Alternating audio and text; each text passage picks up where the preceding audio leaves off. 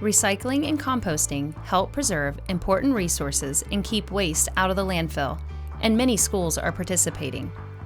Following a few best practices will lead to a better experience and greater efficiency for your custodial team and other supporting staff, and improved recycling rates for your school. Avoiding contamination in which waste is thrown into the wrong bin is important for recycling and composting to be successful and will save time and effort for your staff. When containers are placed apart, students will typically use whichever is closest rather than taking the time to find the correct container. Instead, always twin the bins or place them side by side in the same location so that it's just as easy to recycle or compost an item as it is to throw it away. There are lots of ways you can set up the cafeteria containers, but having at least one sorting station is key. Be sure to have a bucket for liquid collection if needed, and if collecting compostable trays, have a spot for students to stack them. This saves space in your compost bins. Consistency with easily identifiable colors and openings is also important. Blue is for recycling, green is for composting, and black or gray is for trash.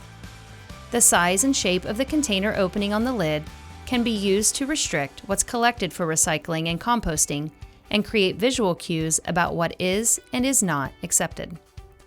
Use a circular opening for bottles and cans, and a Saturn shape when bottles, cans, and paper are accepted.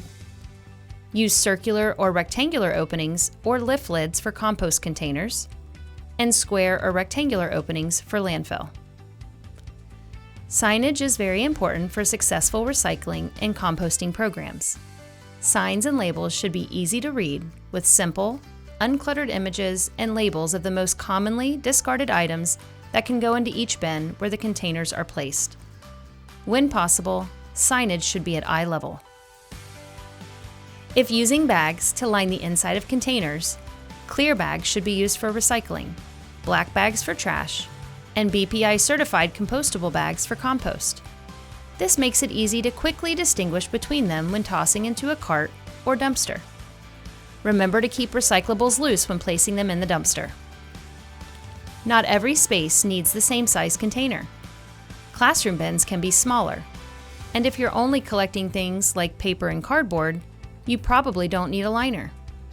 Use larger bins in hallways or common areas where there is more traffic. Emptying classroom recycling into a larger container at the end of the day will make transporting materials to the recycling dumpster more efficient. Involving students in the collection process can have an even bigger impact. It helps them take ownership, instills responsibility, and increases awareness amongst their peers.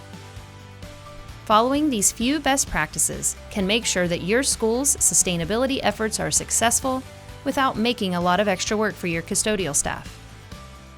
View our school resources on SWACO.org. Download customizable signs using our SignMaker tool,